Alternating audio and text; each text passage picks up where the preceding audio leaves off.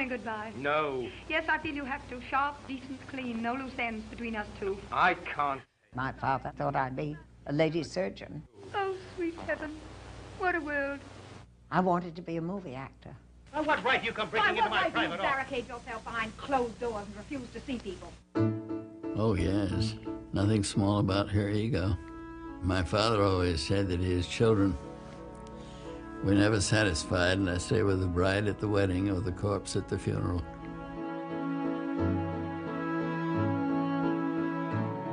Is there anyone else in the whole business who's been a star for 60 years? I don't think you've ever been properly handled. That's right. Not even by myself. And so she said to Spencer, oh, Mr. Tracy, I'm afraid I'm going to be a bit tall for you. And Tracy answered back, don't worry, Miss Hepburn, I'll cut you down to size. Don't fight me, Eleanor. What would you have me do? Give out, give up, give in?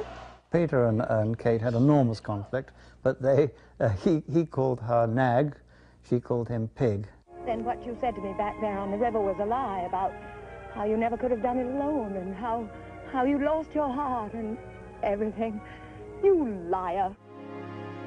This is not a persona that she made up. This is truly what the woman is. What you see is what you get. It's Katharine Hepburn.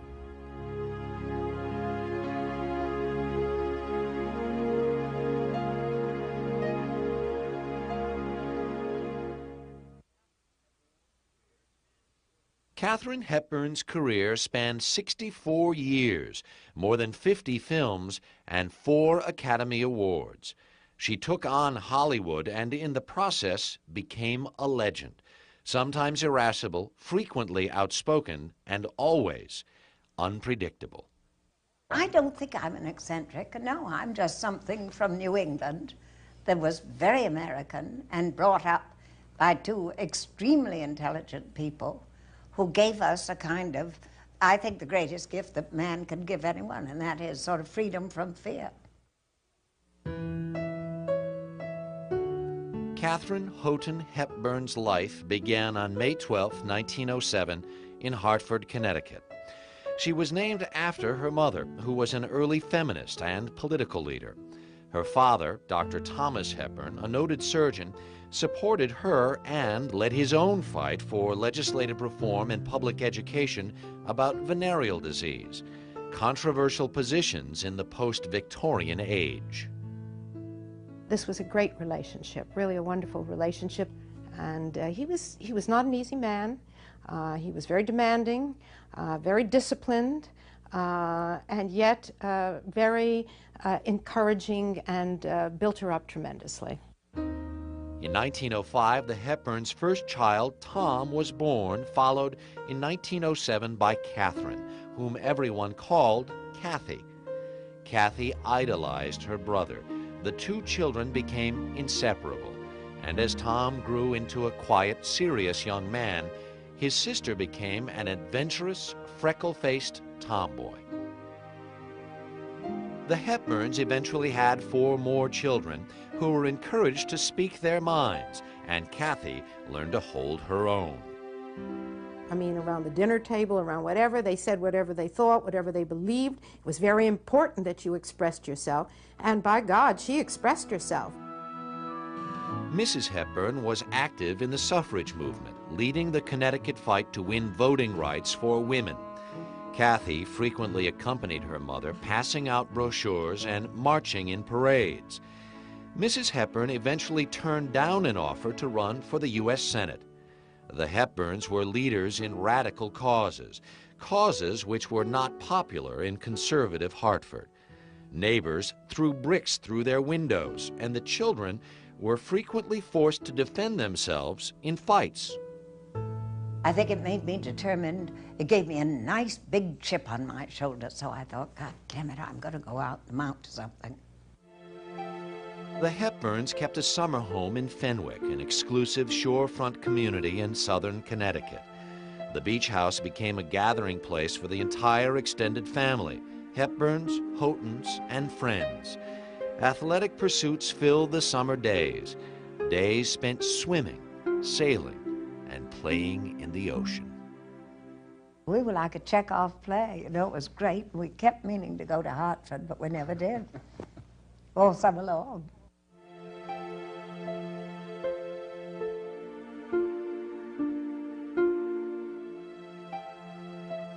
In the spring of 1921, 12-year-old Kathy and her older brother Tom set off to visit their godmother in New York. On the morning they were to return home, Tom did not appear for breakfast. Kate said, well, I'll go up and call him. He must have been sleeping. She goes up to his room, and at first when she opened the door, she didn't see him. What she saw was a curtain hanging loose because the curtain tie had been taken off of it. And then she saw this shadow come in front of her, and she turned around, and there was Tom, and he had hung himself with the curtain tie from the rafter of this room. Tom was dead, his feet curled beneath him, clearly able to reach the floor. He had forced his own strangulation. Mrs. Hepburn heard the news at home in Hartford. Well, I was sitting in the dining room, and the call came over the phone that Tom had died, and Mother just slumped on that table.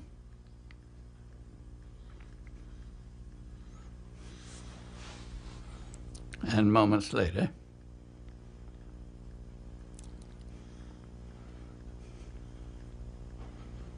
she regained her composure.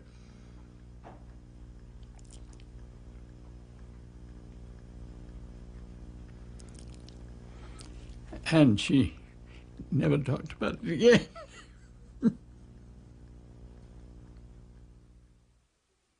Dr. Hepburn refused to believe his son's death was a suicide. He announced to the press that Tom had died while practicing a stunt, a fake hanging staged for effect. Her brother's death had a profound effect on Kathy. For the next 3 years, she withdrew and became nervous, suspicious, solitary. She refused to go to high school and finished her education at home. She even adopted Tom's birthday, November 8th, as her own. Kathy tried to take her brother's place in the family. She finally left home in 1924 to go to college in Bryn Mawr, Pennsylvania. Although Kathy adopted a new name, Kate, she kept her antisocial behavior. Unpopular with her classmates, she was failing miserably by the end of her sophomore year. In the summer of 1926, out of the blue, the quiet, withdrawn young woman shocked everyone and announced that she was going to become an actress. Kate came in, and the way she does with ideas, and dropped this one like a bombshell. And I don't think Dad was even suspecting it, but Kate said she was going into the theater. And Dad hit the ceiling. He said, well, you know, you don't get anywhere in the theater unless you sleep with the director. Her father sent her back to Bryn Mawr in the fall. By the spring of 1928, Kate's grades had improved enough for her to participate in the school's May Day celebration. She appeared in a school play and eventually went on to do roles in several more student productions. In her senior year, Kate met 28-year-old Ludlow Ogden Smith, whom she called Luddy. Luddy lived near the campus and belonged to a social group that appealed to Kate. Luddy came from a blue blood Philadelphia family. He was very charming, rather effete looking, but a bit of had a matinee idol profile, you know, very, very, very, very good looking. And Luddy adored Kate. Kate graduated from Bryn Mawr and set out for New York to become an actress. By the end of that year, Luddy proposed, Kate accepted, and the couple were married. In New York, Kate immediately attracted attention, more for her style than her acting. Dressed in casual clothes and adopting a free-spirited personality, she became a regular in nightclubs and cultivated a position in cafe society. Kate was certainly not your typical young actress trying to make her way on the stage. She came in thinking star from the very beginning. She never could see herself in a position of being in the background or being in the chorus or being whatever. Kate began to land a series of acting jobs in the New York theater, but her lack of training and an outspoken attitude had an effect. In just 2 years, Kate was fired from 4 productions during rehearsals, never making it to opening night. Well, I think, like many, many unique actresses who bring something fresh to the theater, she had a difficult time having that recognized. She was different, and if one is different, it's difficult for people around to accept that easily. They have to get used to it. Kate did make it to Broadway in 1932, playing an Amazon queen in The Warrior's Husband. Wearing a costume that accentuated her long legs, Hepburn leaped down a flight of stairs with a stag slung over her shoulder. She took this stag, she threw it onto the ground, and then her leading man was standing right there, and she jumped in and she wrestles him to the ground. And it was astounding. I mean, no one ever saw a woman do anything like that on stage. Sweet dear, sweet dear. Tell me goodbye. No. Yes, I feel you have to. Hollywood took notice. Director John Ford made this screen test of Kate, but nothing came of it. Oh, sweet heaven. What a world. Then George Cukor ordered a test. Kate directed it herself. And I had made myself up with true modesty. I'd never done it before, and fixed my own hair with my usual modesty, and picked the material. And I put a glass down, and George said the acting was idiotic, but you put a glass down and listened with great tenderness and emotion, and I was hired. Cukor offered her the lead in his new film, A Bill of Divorcement, and soon Kate Hepburn, Broadway actress, was on her way to Hollywood to become Katharine Hepburn, movie star. I hope. Katharine Hepburn arrived in Hollywood in 1932 to make her first picture, A Bill of Divorcement. She left her husband, Luddy, behind in New York. She was just determined to be not just an actress, but an actress and a great star. And her life had gone in another direction from Luddy's. In A Bill of Divorcement, Kate played Sidney Fairfield, a young Englishwoman who learns of her father's descent into madness and renounces her own happiness to stand by him. John Barrymore played her father. Producer David O. Selznick constantly worried about Kate's performance during filming. He was convinced she would be a flop. She was quite different and odd-looking and beautiful and eccentric, and as a person wildly sort of independent. And I didn't think they'd ever seen anything quite like her. George Cukor, the film's director, soon became great friends with Hepburn. He felt he saw something special in the brash young actress. He saw in Kate immediately a quality that he had seen in many of the other great stars that he had directed. Greta Garbo, Joan Crawford, a lot of these stars. He saw this quality of this unusual, strong-willed woman. The public agreed. You can't stand even the first glimpse of the truth. Darling, it would be dangerous for me to marry. When A Bill of Divorcement opened, audiences fell in love with Hepburn, and so did the critics. She told him she loves him. I heard her. You mustn't. I'm done with her. Get them out, I tell you. Get them out. You mustn't let yourself go like this. At once. or I'll kill it. Kate's performance earned her a long-term contract with RKO. She followed her debut with Christopher Strong, the story of a daring aristocratic aviatrix. During filming, she began an affair with her agent, Leland Hayward. Hayward was married and a well-known ladies' man. He looked a little bit like some of those sophisticated cartoons in the 1920s in the New Yorker and so forth. He was very intelligent, extremely charming, and on top of which, he was an agent, and he believed in her. Kate continued her flirtation with Hayward and kept her marriage a secret. Luddy patiently waited for her to return to New York, convinced that her affair with Hayward and her career in Hollywood would soon be over. But Hollywood was enamored with Kate. Her uncharacteristically gentle performance in Morning Glory, only her third film, won her the Academy Award in 1933. She followed that with a dazzling performance in Little Women. Kate stunned audiences by creating a perfect image of a modern, independent woman. In late 1933, riding high on her film successes, Kate prepared for a triumphal return to Broadway. She chose a play called The Lake, directed by legendary producer Jed Harris. Harris was known for his cruel treatment of leading ladies, and his handling of Hepburn was no exception.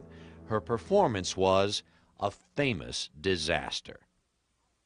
I walked through the opening night in a state of absolute paralyzed terror.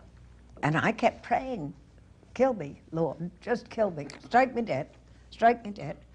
And nothing happened. I just went on the way you do, you know, and finally the curtain came down and everybody clapped and didn't mean it in sorrow. And I was almightily roasted. Kate's performance was roasted. Well-known wit Dorothy Parker commented, Miss Hepburn's emotions ran the gamut from A to B. The Lake lasted 55 performances. When Jed Harris announced his intention to take the show on the road, a horrified Kate offered to buy her way out. Harris took every cent she had and closed the play. Kate's public humiliation in New York only made her more determined to succeed in Hollywood. She was tough, and she just wanted to be better, better, better. And if you told her she couldn't do something, she wanted to do it. Kate's sudden lack of success extended to her marriage. She announced her plan to divorce Luddy and marry Leland Hayward. After a quick divorce in Mexico, she returned to California. Her relationship with Hayward eventually broke off. And more trouble followed. RKO cast Kate in a succession of historical costume pictures, which flopped at the box office. The studio failed to capitalize on the unique modern personality that made her a star. In 1936, Kate began a relationship with Howard Hughes. The eccentric millionaire aviator pursued Kate with style. He eventually won her over with extravagant stunts, once landing his small plane on a golf course to join her in a game. Hughes fascinated Hepburn. Howard Hughes was had a very brilliant mind, but he had something much more important than that, and that is that he never gave up. He went after what he got. Now, I always used to say if he went after a needle in a haystack in China, he'd find it. He would never give up. Wonderful quality. I copied it. But Kate's perseverance was not the problem. Her pictures were. Her stock was falling at RKO.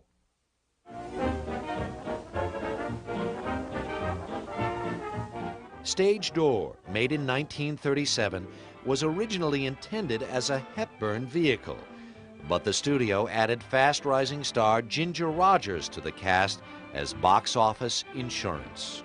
Don't think I intended to borrow it or anything. I just wanted to see how I'd feel in one of these things. Do you feel very different? I'll say. Well, why don't you wear it? Do you mean it? Oh, why not? You may as well go to petition in ermine. You're sure to come back in rags. Now, what right you come breaking into my Why private do you office? barricade yourself behind closed doors and refuse to see people? Hepburn turned in a great performance as a society girl actress cut down to size by her roommates in a theatrical boarding house. Stage Door proved to be another box office flop. Bringing Up Baby with Cary Grant was hailed as her best performance to date. The picture lost $365,000, a lot of money in 1937. RKO finally lost faith in Hepburn and began to loan her out to other studios. Kate knew her time was up when she was offered a B picture called Mother Carey's Chickens. She decided to part company with RKO and bought out her contract. The same day, theater owners ran ads in trade papers labeling Hepburn box office poison.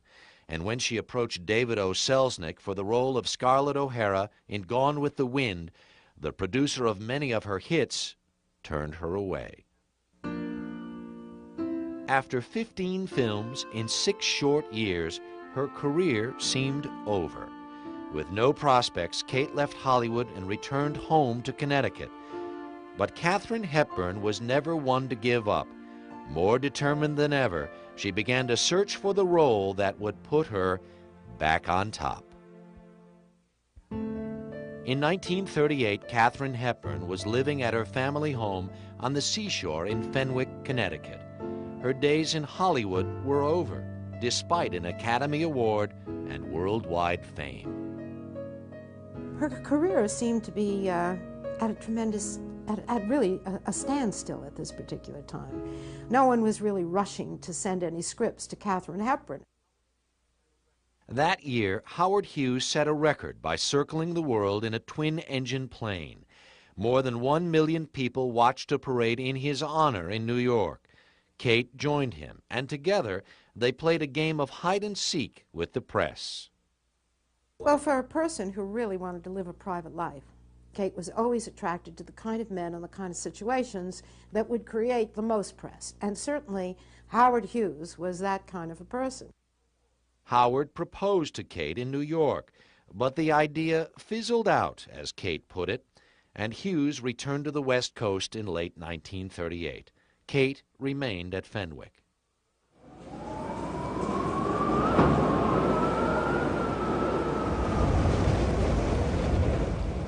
In September, a ferocious hurricane struck the Connecticut coast.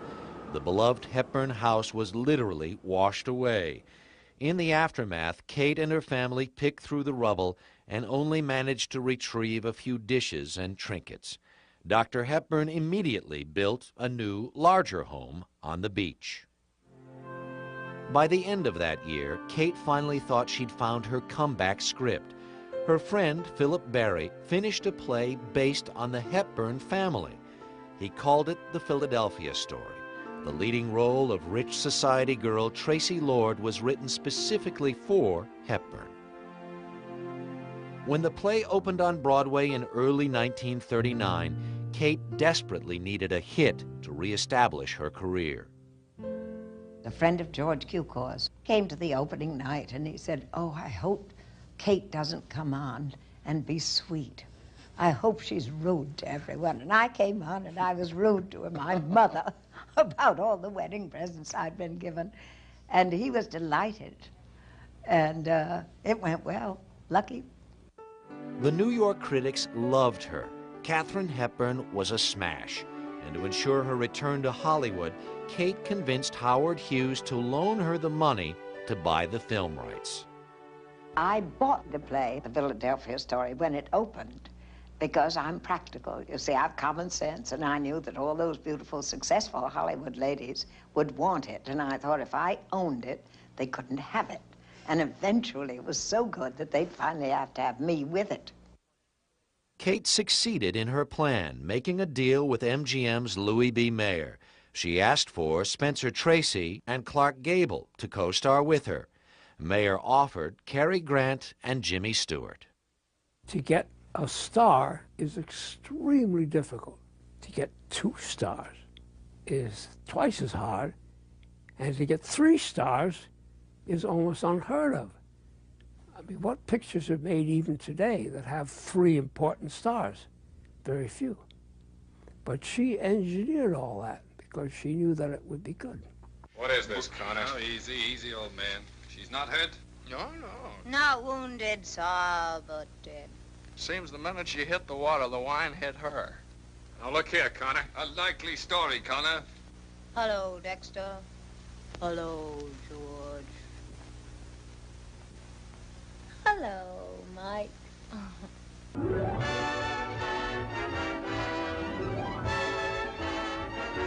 Katharine Hepburn made her movie comeback in The Philadelphia Story.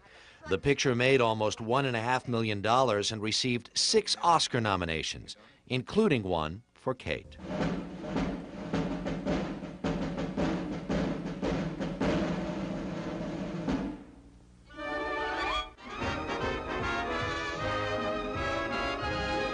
Suddenly, she was a brand new star in Hollywood, really, because the role in Philadelphia Story set up Kate in a different mold.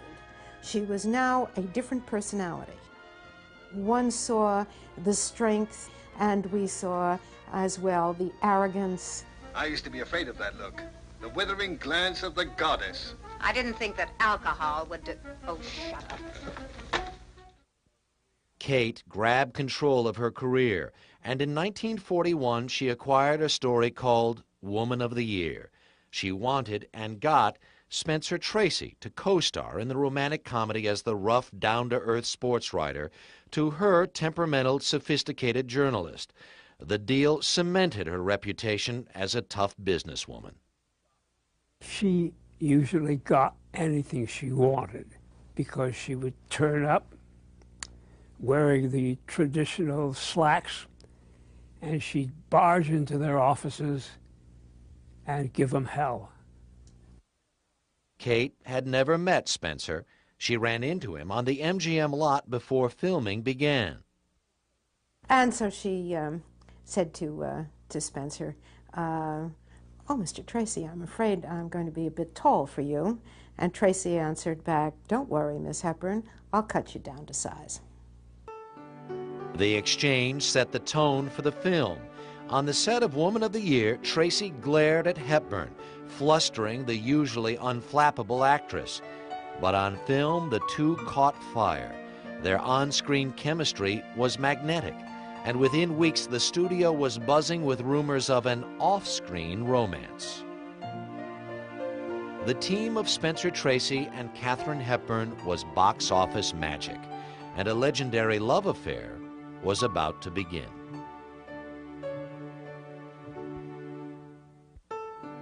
The success of Woman of the Year established Spencer Tracy and Katharine Hepburn as a team, on screen and off.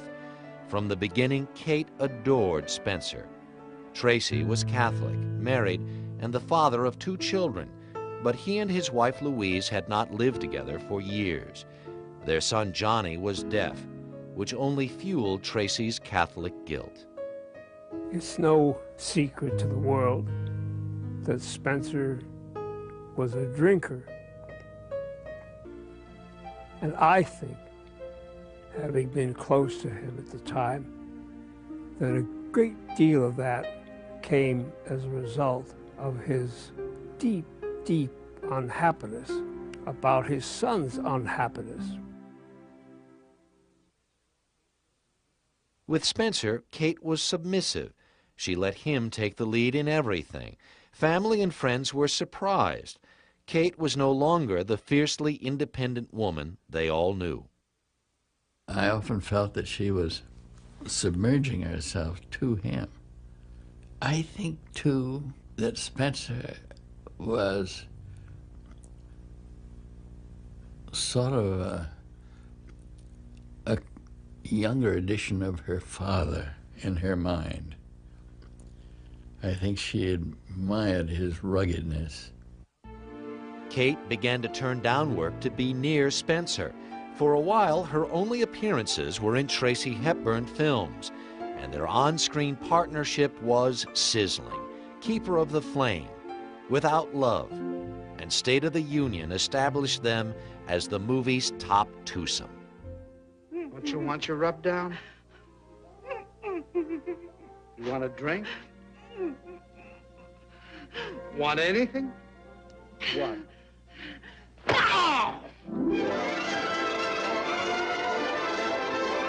In 1948, Kate and Spencer teamed with friends Garson Kanin, his wife Ruth Gordon, and George Cukor for Adam's Rib. Released in 1949, the picture perfected the Tracy Hepburn formula that seemed rooted in their own relationship. An independent woman gets put in her place by a down-to-earth man. This is basic. I'm old-fashioned. I like two sexes. And what is more, I suddenly don't like being married to what is known as a new woman. I want a wife, not a competitor. Competitor! If you want to be a big he-woman, go and be one, but not with me. Tracy and Hepburn had the most extraordinary relationship on the screen. First of all, they had brilliant scripts, and they were funny and crazy, and they had a sort of love-hate relationship. They couldn't stand one another, and yet they were madly in love. In 1951, at the height of Spencer and Kate's success, tragedy struck the Hepburn family when Kate's mother died of a cerebral hemorrhage. Kate's father eradicated all record of his wife's existence. Kate threw herself into work and set off to star in The African Queen. She became a great friend and admirer of her co-star Humphrey Bogart and his wife Lauren Bacall. And Kate adored working with director John Huston, who helped her find the key to portraying Rose Sayer. I remember one of her memories of John Huston was the greatest bit of direction she ever had was when he came in and said, "You're looking so damn depressed. Smile. Think of it as Eleanor Roosevelt." I never dreamed that any mere physical experience could be so stimulating. I'm the captain, that's who. I ain't taking you along. You'd only be in my way. I suppose I was in your way going down the rapids. Then what you said to me back there on the river was a lie about how you never could have done it alone and how you lost your heart and everything. You liar. Hepburn's performance in The African Queen was a landmark in her career. She earned an Oscar nomination for a role that combined her trademark strength with obvious vulnerability. You promised you'd go down the river. There's death a dozen times over down the river. You promised. Well, I'm taking my promise back. Kate followed her triumph in The African Queen with Pat and Mike. Garson Kanin and Ruth Gordon tailored the story for Tracy and Hepburn. Kate's role was designed to show off her athletic abilities.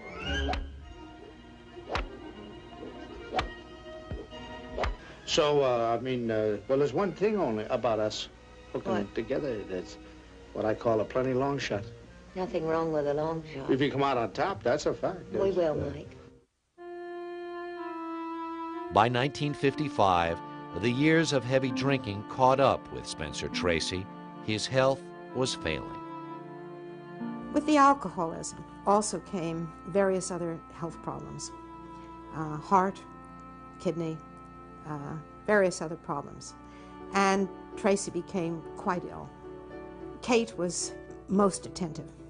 She really became his muse, his help, his nurse, his just about everything that you can possibly think of. She really devoted herself to Tracy at this point and got him through. At the same time, her father's health was also deteriorating, and Kate was at his side when he died on November 20th, 1962. Although Spencer had been ill for over a decade, Kate and director Stanley Kramer persuaded him to try one more film.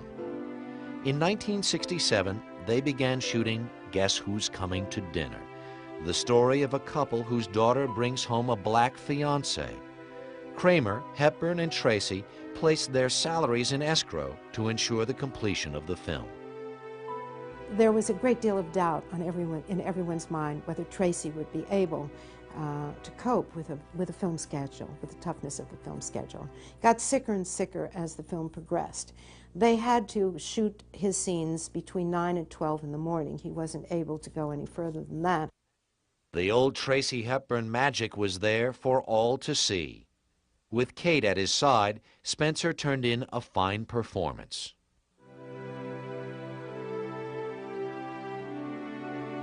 On June 10, 1967, 3 weeks after the film was finished, Spencer Tracy died.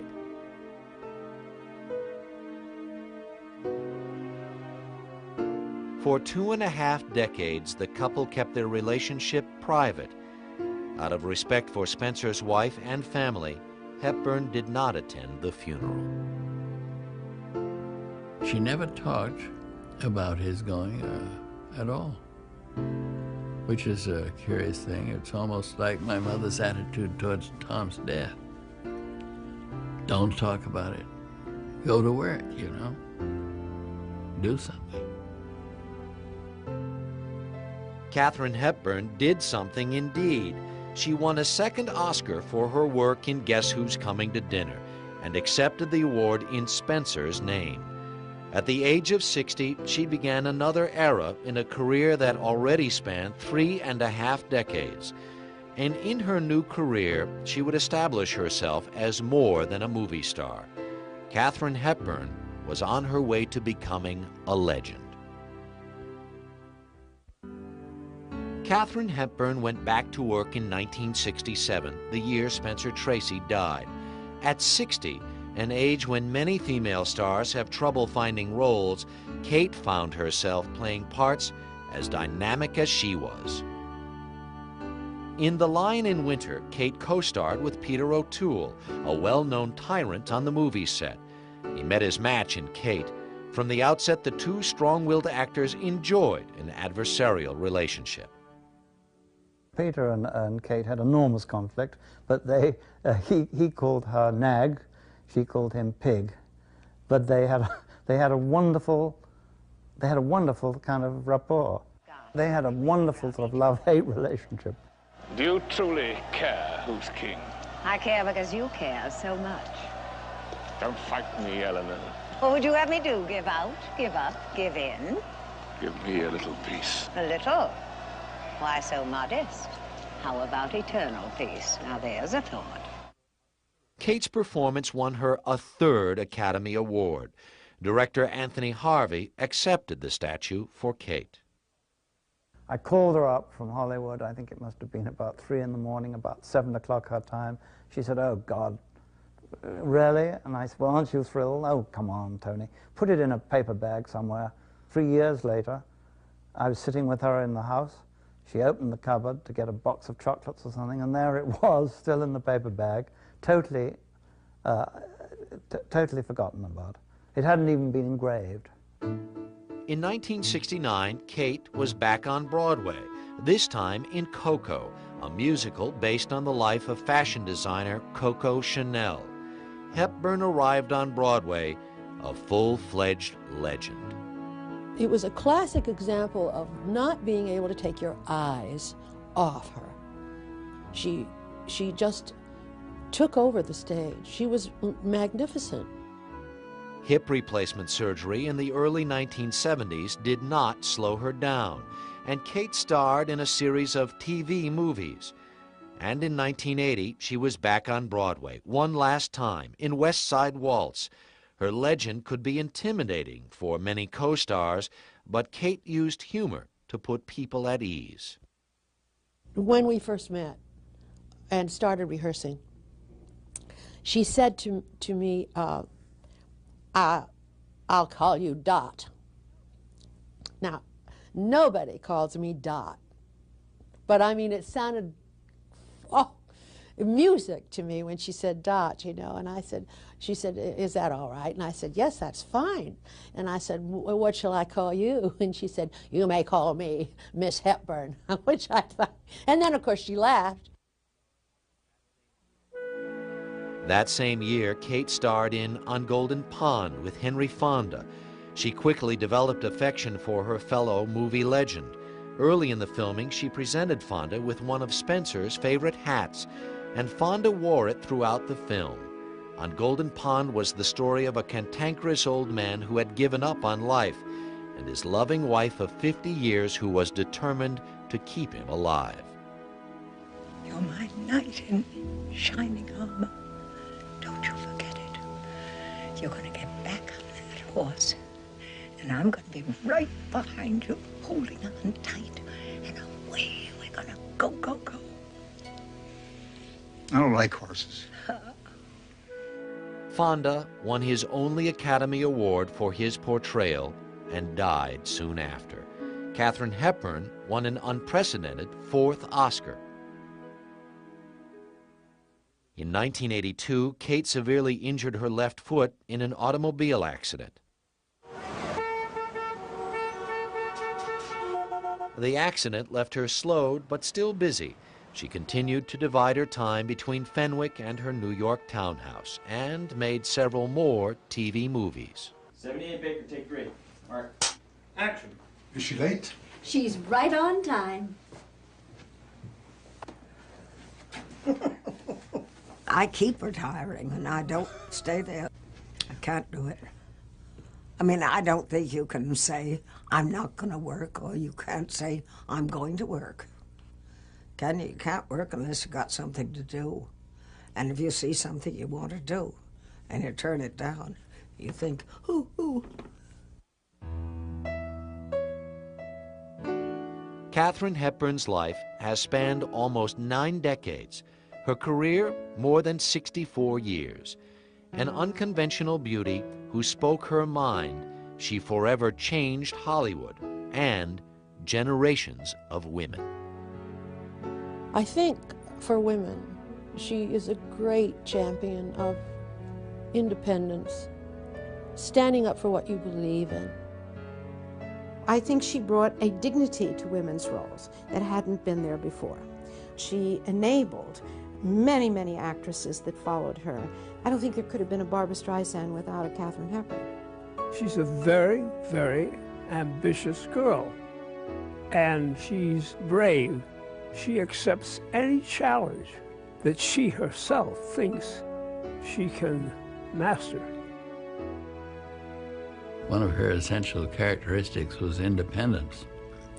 Yes, indeed. She does things her way.